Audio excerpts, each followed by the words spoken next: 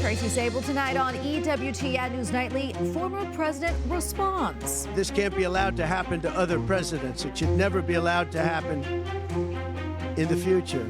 But this is far beyond me. This is bigger than Trump. This is bigger than me. This is bigger than my presidency. What Donald Trump and others are saying after the historic guilty verdict yesterday in New York. War in Ukraine. The Biden administration makes a major decision regarding the use of U.S. weapons. Faith in public schools. Lawmakers in Louisiana advance a measure regarding the Ten Commandments. And they're fired up. A report from Lebanon and the country's unique celebration for Corpus Christi. These stories and more tonight. From EWTN, the Global Catholic Network, this is EWTN News Nightly.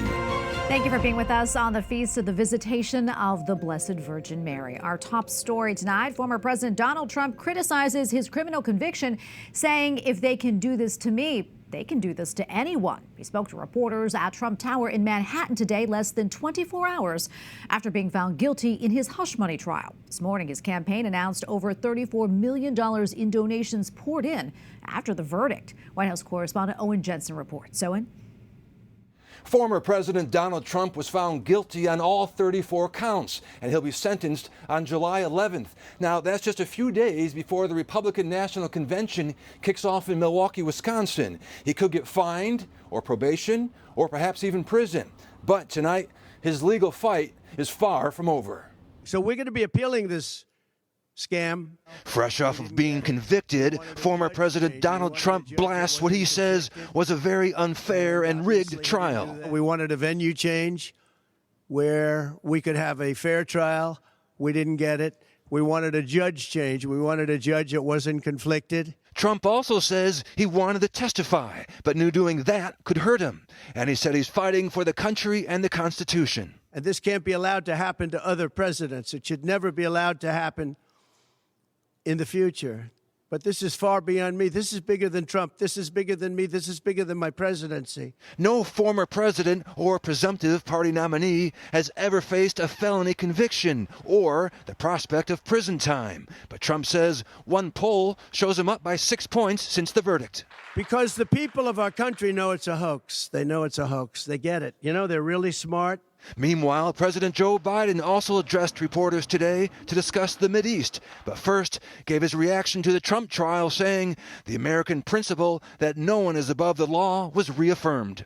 And it's reckless, it's dangerous, it's irresponsible for anyone to say this was rigged just because they don't like the verdict. President Biden also said his opponent in November was given every opportunity to defend himself, and Biden defended the jury process. It was a process that Donald Trump's attorney was part of. The jury heard 5 weeks of evidence, 5 weeks. And after careful deliberation, the jury reached a unanimous verdict. Next month, both President Biden and former President Trump will square off in their first televised debate for the 2024 election. And in the near future, Trump will also announce a running mate for vice president. And he also has more court cases ahead. At the White House, Owen Jensen, EWTN News Nightly. Congress remains on recess, but Republicans wasted no time in blasting Donald Trump's conviction on 34 felony charges. Meanwhile, Democrats defended the verdict, saying the justice system worked. Capitol Hill correspondent Eric Rosales joins us now with more in the studio. Eric. Well, good evening, Tracy. Yes, folks, this verdict will likely have an enormous impact on the presidential race and beyond. GOP lawmakers blasted the trial as a thinly veiled effort to meddle in Trump's bid to return to the White House. Many are calling it a shameful day for America. Moments after the verdict, House Speaker Mike Johnson posted a statement on X stating in part, quote, "The weaponization of our justice system has been a hallmark of the Biden administration, and the decision today is further evidence that Democrats will stop at nothing to silence dissent and crush their political opponents." Others posted social media videos and hit the talk shows to show their disapproval, saying losing confidence in the justice system cannot stop from voting for change. This actually erodes the confidence that Americans have in the justice system. Unbelievable. Joe Biden, you're fired. We, the people, stand with Donald Trump. I think a lot of people are looking at this case and they see it for what it is. It is a sham. This was a railroad persecution of Donald Trump simply because Alvin Bragg and a lot of radical Democrats in our country wanted to get Donald Trump. They don't view this as justice, and neither do I. Congressman Jim Jordan posted on X, the verdict is a travesty of justice, adding, quote, the Manhattan Kangaroo Court shows what happens when our justice system is weaponized by partisan prosecutors in front of a biased judge with an unfair process designed to keep President Trump off the campaign trail. Democrats also took to X. Senate Leader Chuck Schumer posted, no one is above the law. The verdict speaks for itself. Minority Leader Hakeem Jeffries put out, quote, America is a nation built upon the rule of law. The jury has spoken and carefully rendered a decision. Responsible leadership requires the verdict to be respected. It is important to note that Republicans on the Hill, that is, are firing back. Just today, House Judiciary Chairman Congressman Jim Jordan sent a letter to the New York District Attorney Alvin Bragg notifying him to appear before the committee on the weaponization of the federal government. I also want to let you know about other news taking place. Earlier today, Senator Joe Manchin of West Virginia, well, he decided to leave the Democratic Party and register as an independent.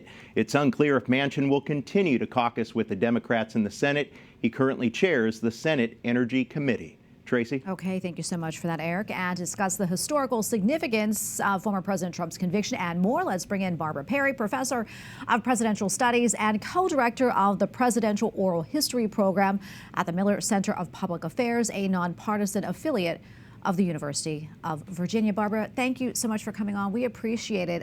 This is the first time ever that a former U.S. president has been found guilty and convicted of a felony. What do you think the historians will have to say about this unprecedented moment in time?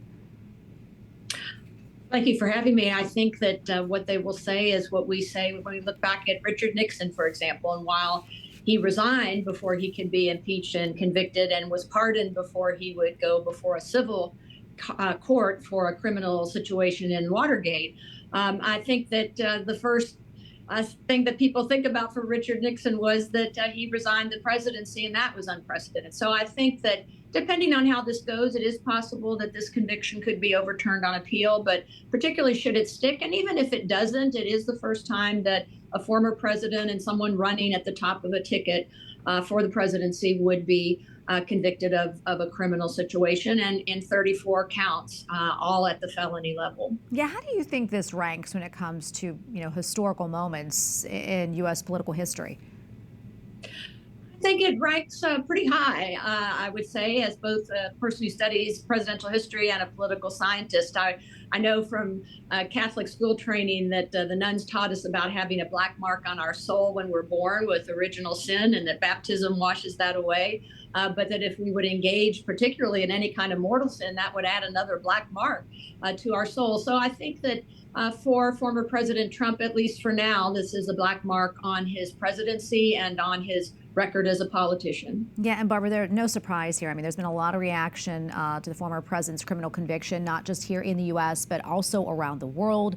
Leaders in Russia, Italy, and Hungary, they have expressed support and solidarity with Donald Trump, while some other leaders in Great Britain and Japan really refrained from making comments, except maybe to mention that they're basically monitoring the situation.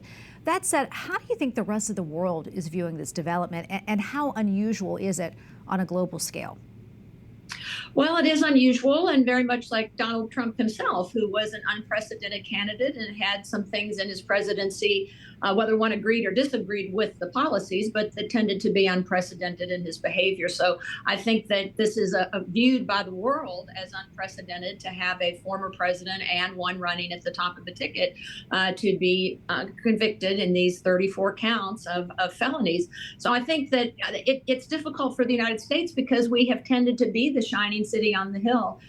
I worked at the Supreme Court for a year, and I spoke to 3,000 people from 70 different countries, and they would say, how do you get such a great judicial system that's not corrupt? Ours is corrupt in our country, and I was so proud of that. And I think that is how people should continue to see our constitutional structure and the Constitution itself, as well as those courts that uphold it. Yeah, and we should mention, of course, even though he has been convicted, he still is the Republican nominee for president.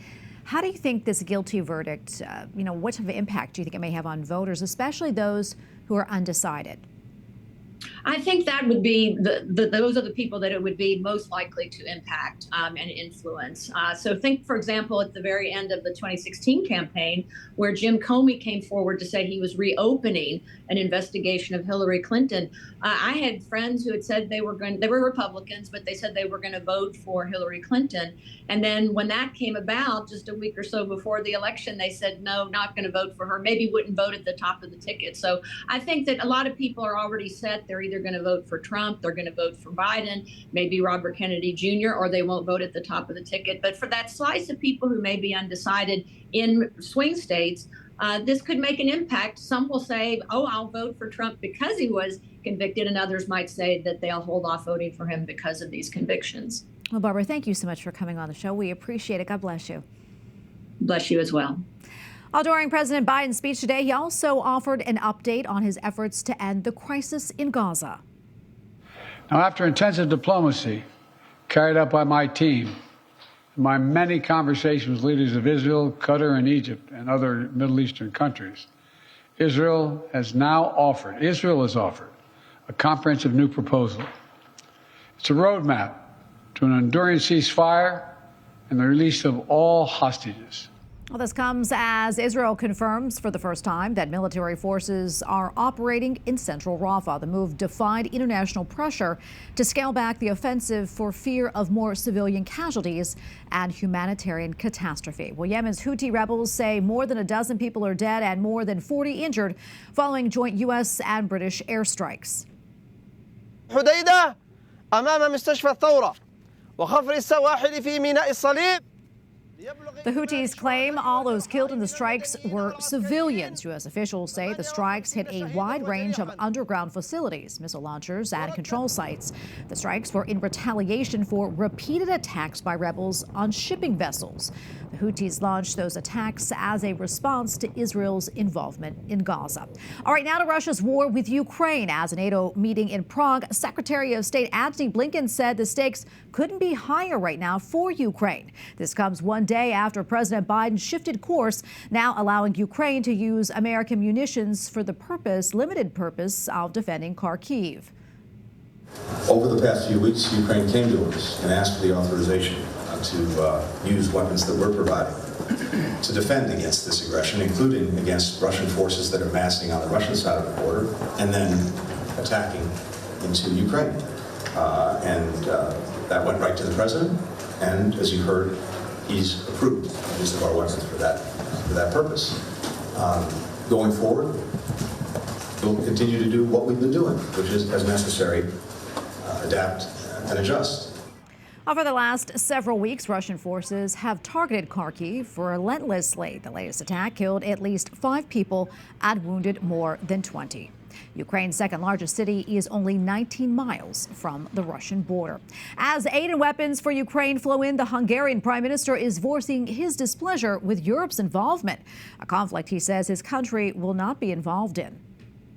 We are not willing to die for Ukraine because, after all, this is the core of everything. Do we want to give Hungarian blood in Ukraine for Ukraine? We don't want to. Prime Minister Viktor Orban suggests that NATO and the EU are moving toward a more direct conflict with Russia. He added that war is a constantly hungry monster that must be fed with money. Orban has long opposed Western countries sending aid to Ukraine and is seen as Vladimir Putin's closest partner in the EU. And we have a lot more still to come here on EWTN News Nightly, including a presidential election that could break centuries of tradition. But can the winner fix the problems plaguing Mexico? We take a closer look. And here what the Holy Father's prayer intention is for the month of June.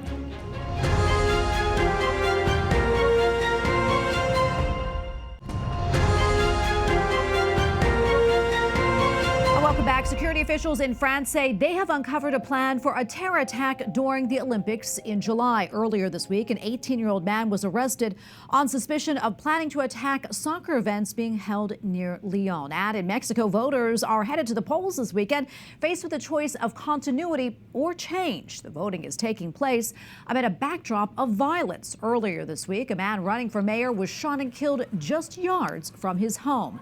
Now there is an increased security presence but tensions are running high. Catholic clergy say they hope the country's new president will address the spike in gang-related violence. Frontrunner Claudia Sheinbaum says that she has met with church leaders to discuss the bloodshed. And for analysis, we turn now to Eduardo Castillo, news director for Latin America for the Associated Press. Eduardo, good to be with you today. Tell us a little bit more about some of the issues that are dominating the headlines in Mexico, and will cartel-related violence be top of mind for voters? Thank you. Sunday's elections are considered to be historic, mainly because Mexico is likely to elect its first female president. This is going to be the first female president since Mexico became an independent nation 200 years ago. One of the topics during the campaign has been gender, of course, because it's not a minor issue that a woman would be the first female president, especially in a nation considered and known as a macho culture one.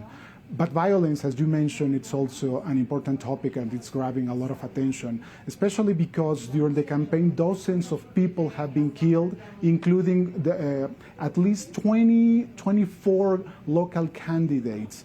Even this week, before the closing of the campaign, one local candidate was killed in a neighboring state of the capital of Mexico City. So that's something key around the campaign, and many people are asking and wondering what's going to happen after the next president is elected. Eduardo, you mentioned likely winner of this race going to be a woman. Tell us a little bit more about that and the candidates that are running for president. It's really unusual, and it's more unusual than the two leading candidates are women. Claudia Sheinbaum is the front runner. She's a scientist. She's also a former mayor of Mexico City. She is the candidate of the ruling party Morena. She has been followed on the polls by Xochitl Gálvez. Xochitl is a tech entrepreneur and a former senator, and she is the candidate of a coalition of opposition parties. The third candidate is a man, Javier Maínez, and he's a candidate of a small party, and he's been trying to attract the young vote, but he's not getting a lot of traction. So even before the beginning of the campaign in March, Claudia Sheinbaum has been leading the polls, but Gálvez has been saying that she can still win. We will know more on Sunday in 2 days, of course. Eduardo, you mentioned some of the issues facing voters there in Mexico. What about abortion? What role is that playing in the election, if at all? Not at all, to be honest. Neither of the two leading candidates has presented any proposal on abortion. They have only suggested some measures to address violence against women, and especially amid this wave of violence and feminicides in the country, but nothing related to abortion. What I can tell you is that 12 states of the 32 that has Mexico have decriminalized abortion. Most of them in the five past years, more or less. And no matter who wins the election, the next president won't have any direct effect on the abortion legislations. And this is because each state has the autonomy to modify the penal codes. So it's going to be interesting, but again, it won't have any effect. Eduardo, thank you so much for your time today. We really appreciate it. God bless. Thank you. Defense Secretary Lloyd Austin met with his Chinese counterpart for more than an hour today, hoping to repair communication between the militaries. This was their first in-person meeting since contacts broke down back in 2022. Secretary Austin reportedly emphasized the importance of respect for high seas freedom, especially in the South China Sea. This comes amid a series of disputes in that region between China and the Philippines. Austin is due to address a Chinese defense forum tomorrow. Up next on EWTN News Nightly, the writing is on the wall. Lawmakers in Louisiana pass a measure to put the 10 Commandments in public schools. Plus, how the faithful in Brazil and Lebanon celebrated the Feast of Corpus Christi.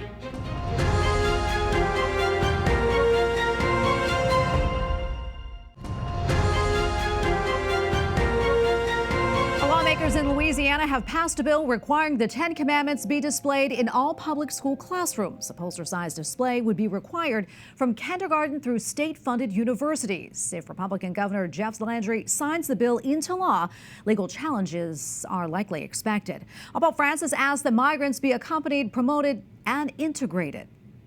El que acoge a un migrante acoge a Cristo. In his prayer intention for June, the Holy Father invites everyone to pray for people who flee from their home countries, recalling that those who leave often experience a feeling of being disoriented. Pope Francis also reminds Christians that whoever welcomes a migrant welcomes Christ. The Corpus Christi procession in Rome returns to a historic church. A riscoprire due verbi semplici, due verbi essenziali. The Holy Father will preside over Mass on Sunday and also lead the procession at the Basilica of St. Mary Major, something that has not happened since 2018. That's because of restrictions imposed by the pandemic and then later delays due to the Holy Father's health. While some parts of the world celebrated Corpus Christi yesterday, in Brazil, the faithful rolled out the red carpet along with a few other colors. Dozens of volunteers made the ceremonial rugs that were placed in front of the Christ the Redeemer statue in Rio. The carpets consisted of salt and sustainable materials like coffee grinds and eggshells. The Archbishop of Rio de Janeiro also led adoration and a benediction in front of the statue, which overlooks the seaside city of nearly 7 million people. In Lebanon, the Feast of Corpus Christi holds a special significance for Christians. For close to 200 years, it has helped the country cope with disease, war, and political strife. Reporter Margarita Kalassi takes us through the procession.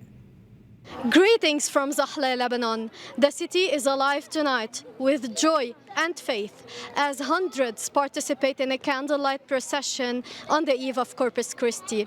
They walk from St. Elias al-Toak Monastery to the Melkite Cathedral, Our Lady of Deliverance, to receive the blessings of Patriarch Yusuf al-Absi and Bishop Ibrahim Brahim. This isn't just any celebration. It is a journey back in time. In 1825, people prayed here to be saved from the bubonic plague, and their prayers were answered. We spoke with Bishop Ibrahim Brahim about the special significance of this event for our world today.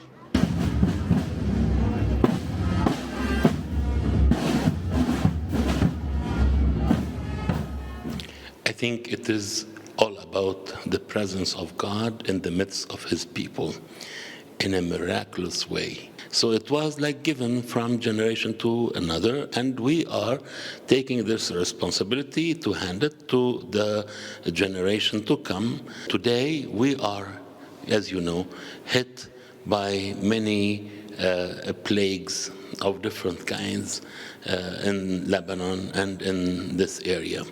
And we continue to pray so that the Lord would interfere. It is almost 5 a.m.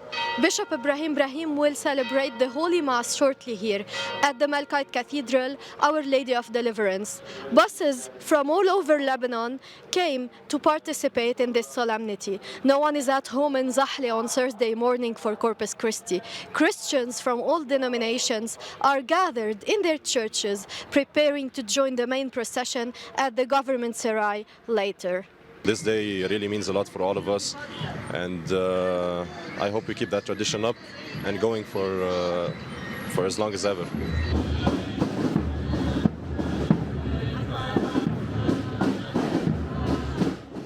The simple fact that when we prayed to God and He actually healed and protected us from the plague has a big significance.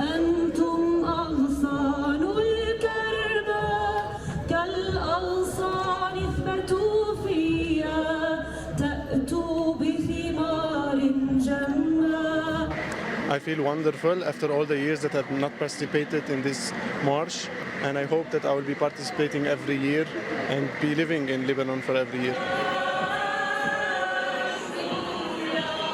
This 199-year-old tradition is even more special as preparations for the bicentennial year, scheduled for 2025, start from now. This is Margarita Kalasi for EWTN News Nightly. We thank her for that report. We thank you for watching tonight. Remember, you can follow us on social media, Facebook, X, and Instagram at EWTN News Nightly. I'm Tracy Sabol. Good night and God bless.